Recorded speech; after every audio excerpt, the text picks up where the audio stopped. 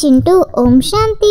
ఈరోజు బాబా ఏం చెప్తున్నారంటే అవగుణాలను తొలగించుకునేందుకు పూర్తిగా పురుషార్థం చేయాలి. ఏ గుణము తక్కువ ఉందో లోపించి ఉందో దాని యొక్క లెక్కపత్రాన్ని ఉంచుకోవాలి.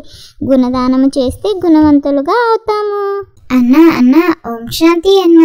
గుణవంతులుగా అయ్యేందుకు మనకు లభించిన మొట్టమొదటి శ్రీమతం ఏమిటి? మధురమైన పిల్లలు గుణవంతులుగా అవ్వాలి అంటే ఎవరి దేహమును చూడకూడదు, స్వయాన్ని ఆత్మగా భావించాలి. ఒక్క తండ్రి నుండి మాత్రమే వినాలి, ఒక్క తండ్రినే చూడాలి. మానవ మతాలను చూడకూడదు. దేహాభిమానానికి వశమై తండ్రికి బ్రాహ్మణ కులానికి అపకీర్తి కలిగించే పనులేవి చేయకూడదు. తప్పుడు నడవడిక కలవారు గుణవంతులుగా అవ్వలేరు. వారిని కుల కలంకితులు అని అంటారు.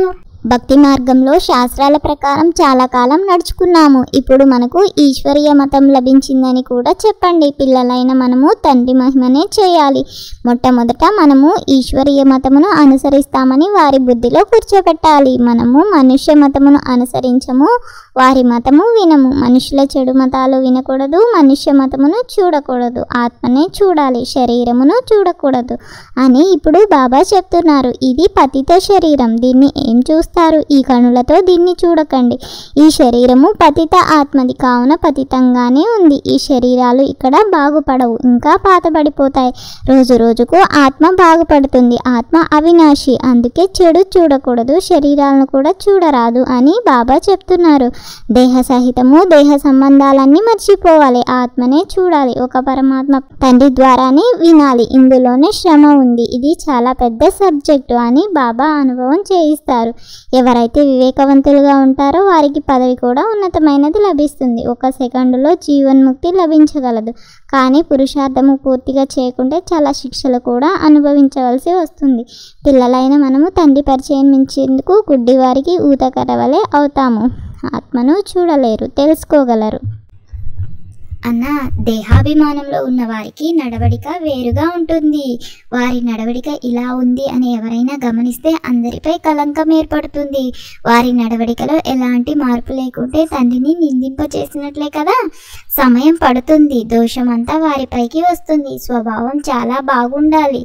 మన స్వభావాలు మారేందుకు ఇంత సమయం పడుతుంది. కొంతమంది గుణాలు స్వభావం చాలా ఫస్ట్ క్లాస్గా ఉంటాయని మనకు తెలుస్తుంది. అది కనిపిస్తుంది కూడా. తండ్రి కూర్చొని ఒక్కొక్క పుత్రుని చూస్తూ వీరిలో తొలగిపోవాల్సిన ఏ లోపం ఉందో గమనిస్తారు. ఒక్కొక్కరిని పరిశీలిస్తారు. లోపాలైతే అందరిలో ఉన్నాయి కావున తండ్రి అందరినీ చూస్తూ ఉంటారు. ఫలితం గమనిస్తూ ఉంటారు. తండ్రికి పిల్లలపై ప్రేమ ఉంటుంది కదా. వీరిలో ఈ లోపం ఉందని, అందుకే ఉన్నత పదవి పొందలేరని తండ్రికి తెలుసు. లోపాలు తొలగకపోతే చాలా కష్టం. చూస్తూనే తెలిసిపోతుంది. ఇంకా సమయం పడుతుందని వారికి తెలుసు. ఒక్కొక్కరిని పరిశీలిస్తూ తండ్రి దృష్టి ఒక్కొక్కరి గుణాల వైపుకు వెళుతుంది. మనలో ఏ అవగుణము లేదు కదా అని అడుగుతారు. తండ్రి ముందు అయితే సత్యమే చెప్తారు. కొంతమంది దేహాభిమానం ఉన్నవారు సత్యము చెప్పరు. తండ్రి ఏమో చెప్తూ ఉంటారు. చెప్పకనే చేసేవారు దేవతలు, చెప్తే చేసేవారు మనుషులు, చెప్పినా చేయని వారు ఇంకా వారి గురించి చెప్పనవసరం లేదు. ఈ జన్మలోని లోపాలను మీ అంతకు మీరే తెలపండి అని తండ్రి చెప్తారు. లోపాలు సజ్జనకు తెలియచేయాలని బాబా అందరికీ చెప్తారు. శరీరము జబ్బు గురించి కాదు, లోపలి రోగాల గురించి చెప్పాలి. మనలో ఏ అసురి ఆలోచనలు ఉన్నాయో చెప్తే వాటిని ఎలా తొలగించుకోవాలో బాబా అర్థం చేయిస్తారు. అరే చింటూ, గురువును నిందింపచేసే వారికి ఎక్కడా స్థానం ఉండదు. దేహాభిమానులు ఆధారమును పొందలేరు. దేహి అభిమానులు మంచి స్థానాన్ని పొందుతారు. దేహి అభిమానిగా అయ్యేందుకు అందరూ పురుషార్థం చేస్తారు. రోజు రోజుకు చక్కబడుతూ ఉంటారు. దేహాభిమానం వలన జరిగే పనులను తొలగించుకుంటూ ఉండాలి. దేహాభిమానం వలన పాపాలు తప్పకుండా జరుగుతాయి. అందువలన దేహి అభిమానులుగా అవుతూ ఉండాలి. జన్మిస్తూనే ఎవరు రాజులుగా అవ్వరని మనకు తెలుసు. ఆత్మాభిమానులుగా అయ్యేందుకు సమయం పడుతుంది కదా. ఇప్పుడు మనము తిరిగి ఇంటికి వెళ్ళాలని కూడా మీరు అర్థం చేసుకున్నారు. బాబా వద్దకు పిల్లలు వస్తారు. కొంతమంది 6 మాసాల తర్వాత వస్తారు, కొంతమంది 8 మాసాల తర్వాత కూడా వస్తారు. ఇంత సమయంలో ఎంత ఉన్నతి అయినారని బాబా గమనిస్తారు.